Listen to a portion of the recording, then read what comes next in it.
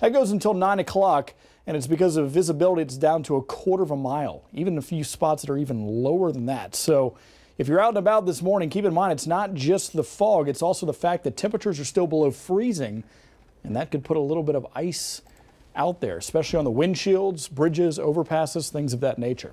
So on the Max Track over the last few hours, you really don't see much. You see a few little showers kind of getting going in the southern counties, but even those are dying out.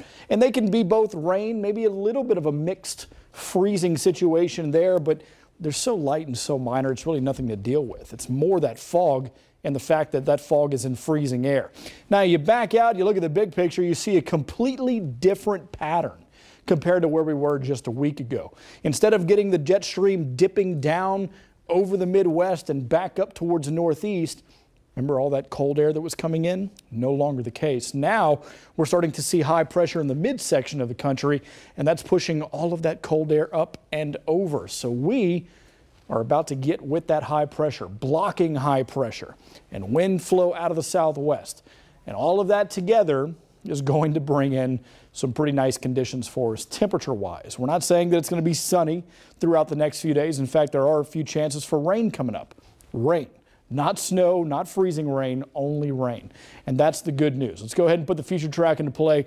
Just cloud coverage for today. That fog will lift, but it will not really break apart. I mean, you might see a few bits of sunshine throughout the day, but it's going to be pretty cloudy all the way through. Now, tomorrow, with higher pressure starting to sustain itself, now we've got a chance to see a little bit more sunshine. And because of it, temperatures do go up another 5 to 10 degrees. So tomorrow is going to feel even better than today.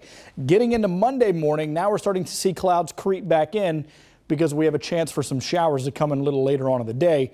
So that's why we're going to go to 30%. But for today, other than a little bit of patchy morning freezing fog, maybe a few drops on the windshield to freeze over, temperatures are warming up quite nicely. We're up to 50. 58 for tomorrow with the boost of sunshine, and then 62, despite the fact that those clouds will be increasing throughout the day with those late day rain showers moving in. And then they continue throughout the week, but look at what happens to these temperatures.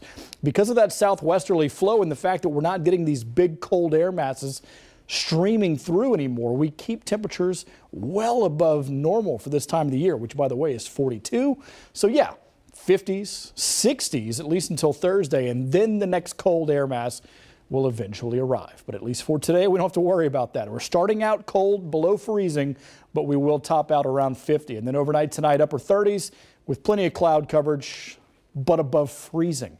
And the next time that we get freezing is not going to be until about Friday evening going into Saturday morning. That 28 is really more for Friday night. Just giving you an idea, it's going to be a while before we get back to freezing. Until then, rain showers, a little bit of sunshine, but a good looking week.